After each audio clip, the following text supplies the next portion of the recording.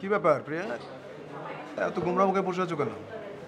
Sir আপনার কিছু বিষয় আমি কিছুতে মেলাতে পারছি না। কিরকম? আপনাকে দেখে মনে হয় আপনার জন্য দুটা মানুষ। এই যেমন ধরুন সিগনেচারের বিষয়টাই ধরুন, অসুস্থ হবার আগের আপনার সিগনেচার আর অসুস্থ হওয়ার পরের সিগনেচারের মধ্যে অনেক অমিল। এমনকি আউটগোয়িং ফাইলে আপনি মাঝে মাঝে এমন সব সিগনেচার দিচ্ছেন যেগুলো আমি আগে কখনো দেখিনি। তাই নাকি? সেদিন কাউন্সিল বলছিলেন ব্যাপারটা, এরপর তুমি তোমার কাজ করো।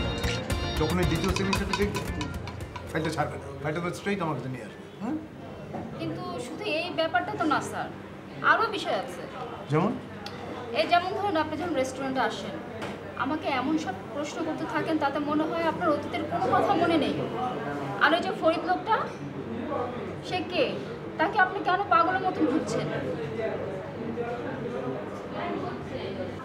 তুমি যদি পুরো ব্যাপারটা গোপন রাখতে পারো তাহলে আমি তোমাকে কিছু কথা বলতে চাই, মানে বলাটা খুব জরুরি। কিন্তু শর্ত একটাই, গোপন রাখতে হবে। রাখবো স্যার। দেখো, ওই ফরিদ লোকটাই আসলে আমি বুঝিনি স্যার। মানে এই যে আমাকে দেখছো, হায়দার হোসেন, এটা হায়দার হোসেন, এটা একটা খোলস, হায়দার হোসেনের খোলস। এই খোলসের ভেতরে আমি ঢুকে পড়েছি। মানে ওই শুয়োপোকার খোলসের ভেতরে প্রজাপতি যেমন ঢুকিয়ে থাকে, তেমন হায়দার হোসেনের খোলসের ভেতরে আমি পরে ঢুকে গেছি এবং সুযোগ খুঁজছি সময় মতো বেরিয়ে আসে। বুঝতে পারছো?